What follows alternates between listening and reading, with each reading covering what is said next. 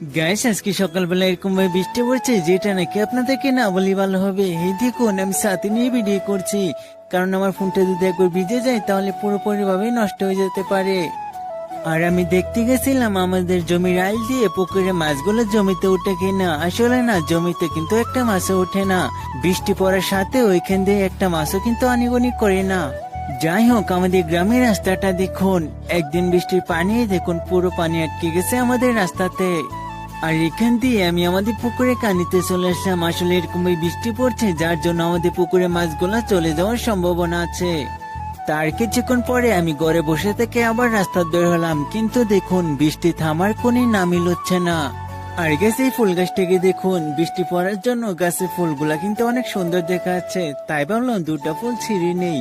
আর এই দেখুন, আমি হাতে নেওয়ার পরে ফুলগুলা আসলে অনেক সুন্দর দেখা যাচ্ছে। আর এই সুপারি গাছটাকে দেখুন, সুপারি গাছে দেখুন বৃষ্টির পানি কত সুন্দরভাবে বয়ে পড়ছে। আর গেছে ওকে দেখুন, ও আমাকে দেখে দৌড়ে চলে আসে। আসলে ও নাকি আমাকে এতক্ষণ বড় খুঁজছিল, তাই আমাকে রাস্তা থেকে দেখুন দৌড়ে চলে আসে। আর এই গেছে আজকে ব্লগটি কিন্তু এই পর্যন্ত ছিল। আমি ওর সাথে কথা বলে আপনার আমার চ্যানেলটা সাবস্ক্রাইব করে দেন। বাই।